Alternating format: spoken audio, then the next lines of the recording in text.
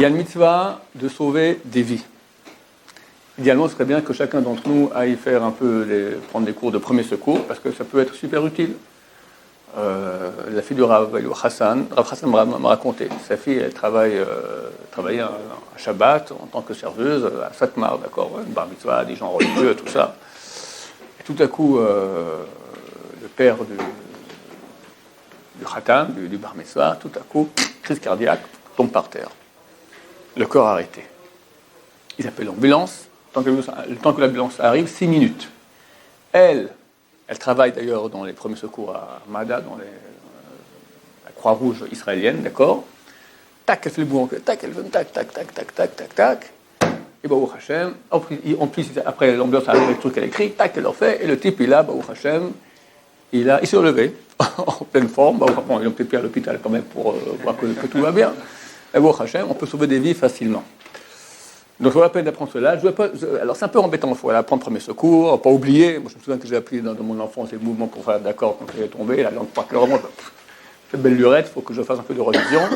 Il y a un truc à savoir, il faut apprendre 4 mots par cœur. C'est pas trop compliqué. Même 3, je veux dire, parce que les 2 premiers mots, c'est le même. Et on peut sauver des vies, en tout cas, arranger des problèmes assez aigus, je dirais même piquants. D'accord ? De quoi s'agit-il ? Si quelqu'un avale une arête, elle se bloque dans sa gorge. Qu'est-ce qu'on fait ? Alors, ils toussent, ça ne marche pas. Alors, il ne faut pas le taper sur le dos parce qu'il peut se décoller les poumons de quelque chose qu'il ne faut pas que ça décolle. On le met à l'envers, manger le pain, ça ne passe pas. Alors, la vraie solution médicale, elle est super casse-pied, surtout que d'habitude, on mange le poisson le vendredi soir et c'est Shabbat. D'accord ? Il faut aller à l'hôpital. Là-bas, le médecin va attraper la langue du patient et la tirer avec une pince un peu comme ça recourbée, tic, avec un miroir, hop, il va retirer l'arête. Le problème, c'est que vous pouvez essayer, je ne vais pas le faire devant vous, mais essayer d'attraper votre langue, c'est extrêmement dur. D'accord ? On a un réflexe de contradiction. On veut te sortir la langue, tu la rentres à l'intérieur. Donc le médecin, au bout d'un moment qu'il a joué avec ta langue pendant 10 minutes, il a ras-le-bol et toi aussi. Alors il fait une piqûre et il va inhiber le réflexe rétro-truc de la langue. Attention, beaucoup de gens m'ont raconté des cas, des fois ils mettent trop de produits et la langue, carrément, tu n'as plus aucune maîtrise. Alors, il y a 2 choses qui se passent. La meilleure, c'est que ça tombe à l'extérieur. Jusqu'à presque au nombril, tu as toute une langue qui sort comme ça de l'extérieur. C'est un peu désagréable dans la rue comme ça. Mais au moins, c'est pas trop dangereux. Des fois, c'est dangereux, c'est que ça rentre à l'intérieur. Et là, tu risques l'étouffement. Là, il faut carrément que quelqu'un aille prendre la langue là-bas, là, tu n'as plus aucun réflexe, il te la sort, sinon tu meurs par étouffement, chassi shalom. C'est déjà arrivé des choses de ce genre-là. Shem Mishmor, Dieu nous en préserve. Donc tout cela est très compliqué, parce qu'il doit après tirer la langue, il enlève l'arête, après il faut revenir à la maison, Shabbat, tu ne peux pas revenir à la maison Shabbat, il faut rester à l'hôpital, mon cher ami, tout le Shabbat tu finis avec rien du tout, même pas une canette de bière que tu ne peux même pas acheter dans la machine, d'accord, tu tournes les pouces, tu attends que Shabbat finisse. Solution très pratique que nous avons fait des centaines de fois dans notre vie, des centaines de fois, ça n'a jamais raté. C'est extraordinaire. On prend, parce que c'est écrit alors la source c'est dans le traité Shabbat, page 67a, et dans l'annotation de Rabbi Akiva Eger, dans le Shulchan Aruch Yoreh De'ah, chapitre 336. Il est écrit là-bas que toutes les communes médicales qu'il y a dans le Talmud, il est interdit de les pratiquer. Parce qu'on ne connaît pas le principe qui les gère. Et on va faire, ça va rater, les gens vont dire, tu vois, ta Torah, ça vaut rien.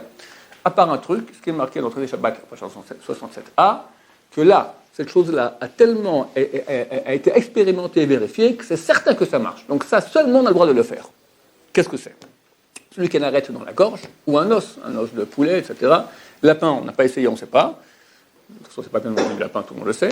D'accord ? Donc, arrête. Tu prends de la même type de poisson.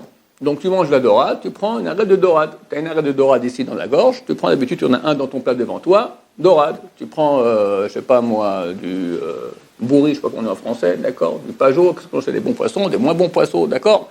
Tous ceux qui ont des arêtes, le saumon, des fois, il y a une arête, c'est compliqué. Parce qu'il y a une seule arête dans le saumon. Donc, si tu en as une dans la gorge, il faut trouver une deuxième, il faut vite chercher un saumon chez quelqu'un d'autre, d'accord, qui a une arête. C'est dur de trouver une arête dans le saumon, mais ça existe.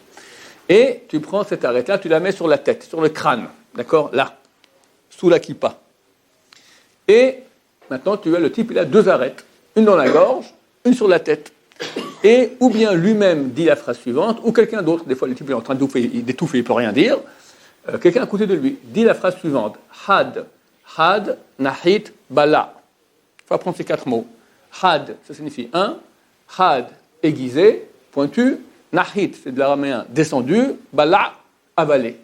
Je pense qu'il faut prononcer bien bala, pas bala, et bala avec un a, faire descendre l'épiglotte en bas. D'accord? Et le had, pas had, mais had, had. Si on peut pas, ça marche aussi sans ça. Had, had, nahit, bala. Apprendre ces 4 mots par cœur. Et les répéter à l'envers. Bala, nahit, had, had. Donc on dit en tout 8 mots. Je répète.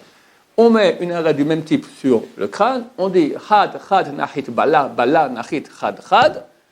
À la seconde, ça passe. Ça marche. Ça n'a pas marché deuxième fois, troisième fois. J'ai jamais fait de ma vie, mais c'est marqué au bout de 3 fois, ça n'a pas marché. Il faut mettre le pied gauche dans un seau d'eau. Et répéter la phrase. Et là, c'est certain que ça marche. Mais d'habitude, ça a toujours marché. Pas besoin de même utiliser le seau d'eau. J'ai fait des centaines de fois, même par téléphone. C'est extraordinaire. Ça peut sauver des vies. Baruch Adonai, l'olam, amen va amen.